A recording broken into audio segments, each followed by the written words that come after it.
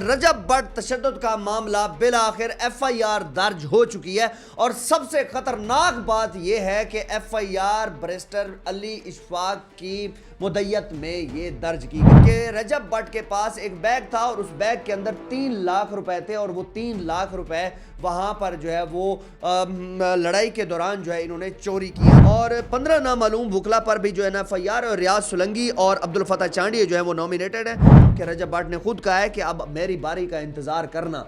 इसका मतलब ये है कि जनाब अब मामलात बहुत आगे तक बढ़ चुके हैं। लोग जो है वो एक यूट्यूब के ऊपर और ट्विटर के ऊपर एक ट्रेंड चल रहा है जस्टिस फॉर रजब भट्ट के लिए जो है वो इंसाफ की जो है ना आवाज़ लगाई जा रही है। जनाब अब्दुल फतह चांडिया ने एक वीडियो भी अपलोड की और उस वीडियो के अंदर ये कहा कि नदीम नानीवाले का सॉफ्टवेयर अपडेट करना है, अगर वो चाहते हैं तो हम उसका भी सॉफ्टवेयर अपडेट कर देते हैं। अस्सलाम वालेकुम नाज़रीन, मेरा नाम शेख सादिक और आप देख रहे हैं पोस्ट पाकिस्तान। रजब भट्ट तशद्दुद का मामला बिल आखिर एफआईआर दर्ज हो चुकी है और सबसे खतरनाक बात यह है कि एफआईआर बैरिस्टर अली इशफाक की मुद्दत में ये दर्ज की गई है। जनाब ये बहुत ही ज़बरदस्त बात हो चुकी है अब रजब भट्ट के मामले को लेकर, क्योंकि ये एफआईआर अगर रजब भट्ट कटवाते तो वो एक अलग बात थी, लेकिन जब बैरिस्टर मियां अली इशफाक साहब ने ये एफआईआर कटवाई है तो इस एफआईआर में दम है। और ये एफआईआर आप साइड पे मुलाहिजा फरमा रहे हैं। एफआईआर नंबर है जी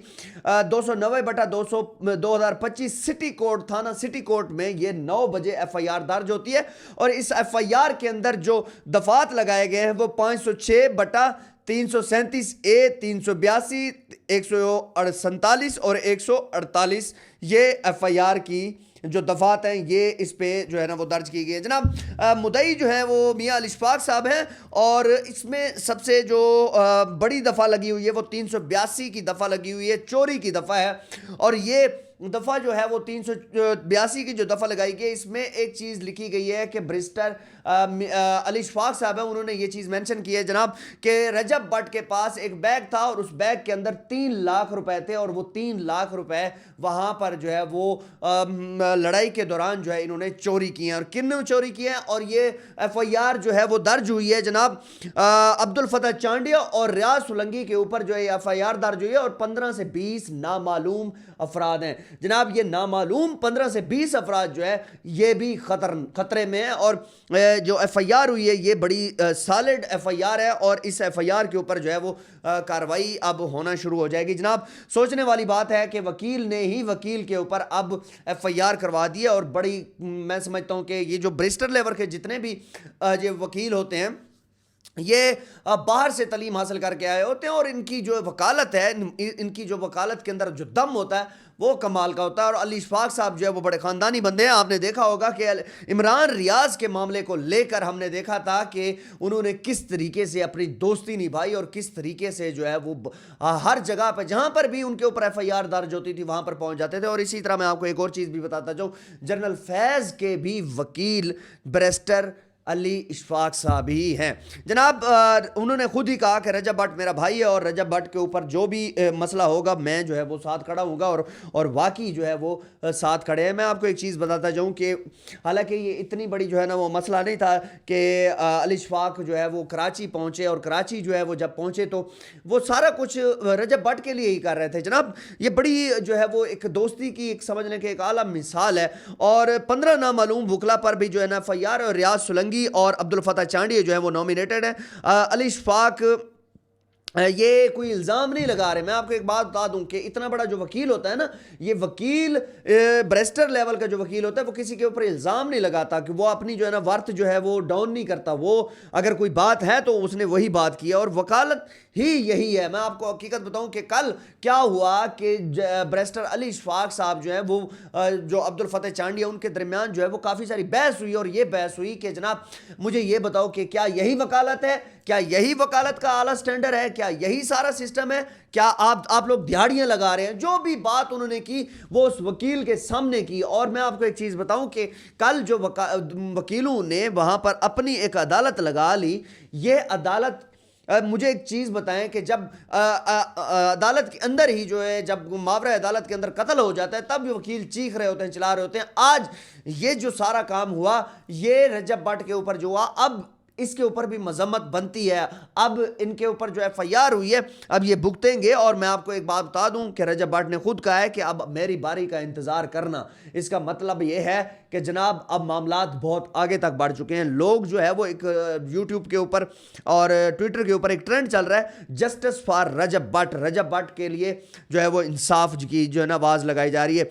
जिस तरीके से इन्होंने खुद जो है कल वो अदालत लगाई, क्या कभी भी किसी भी मुल्क के अंदर ये कभी साबित हुआ है कि एक वकील ने मुल्जिम के ऊपर जो है वो ऐसा तशद्दुद किया? और सवाल ही पैदा नहीं होता जनाब।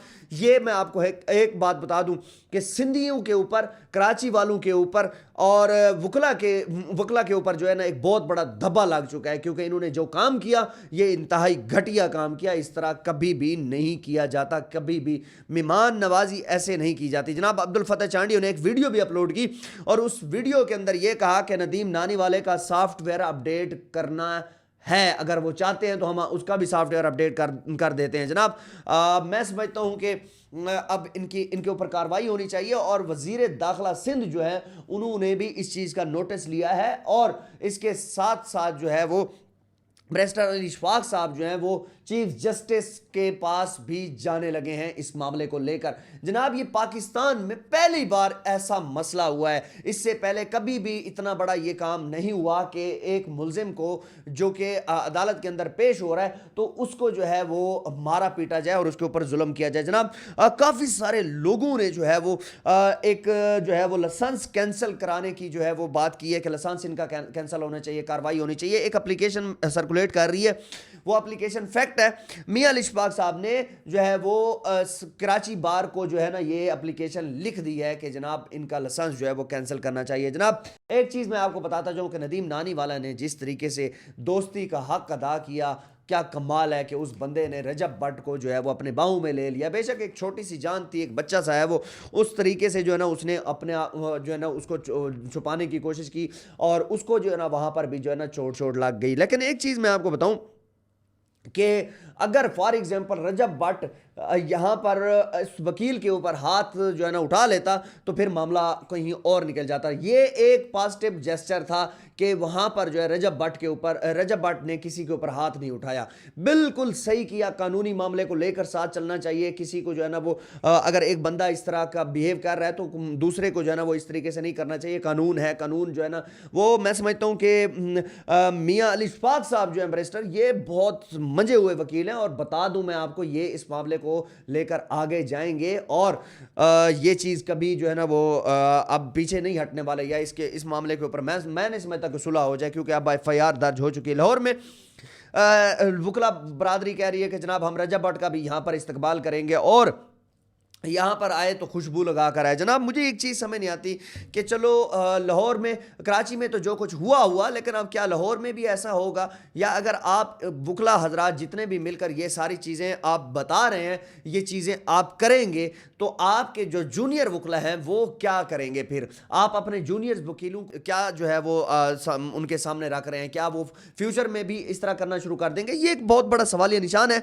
और मैं समझता हूँ कि जहाँ तक मेरी एक नाकिस राय है कि अब्दुल फतेह चांडियो और इसके अलावा रियाज सुलंगी जो है इनके ऊपर FIR दर्ज हो चुकी है और इनका लाइसेंस भी कैंसिल होगा ही होगा। जनाब ये बहुत बड़ी अपडेट थी, मैंने आपको ये अपडेट दी। ट्विटर में पाकिस्तान में बहुत ज़्यादा ट्रेंड यही रहा कल, जस्टिस फॉर रजब भट्ट। काफ़ी अदाकार, काफ़ी यूट्यूबर, काफ़ी जो है वो एक्टर्स जो हैं वो इस चीज़ के लिए आवाज़ उठा रहे हैं कि जनाब रजब भट्ट के साथ बहुत बुरा हुआ, रजब भट्ट के साथ ऐसा नहीं होना चाहिए था। बिल्कुल सही कह रहे हैं जनाब, रजब भट्ट के साथ ऐसा नहीं होना चाहिए, बल्कि ये आज रजब भट्ट के साथ हो सकता है तो कल जो है वो किसी भी बंदे के ऊपर ये काम हो सकता है। जनाब ये बहुत बड़ी अपडेट थी, मैंने आपको ये अपडेट दी और आपको इसी तरह की से कोई और भी अपडेट अगर सामने आती तो वो भी आपको मैं देता रहूँगा।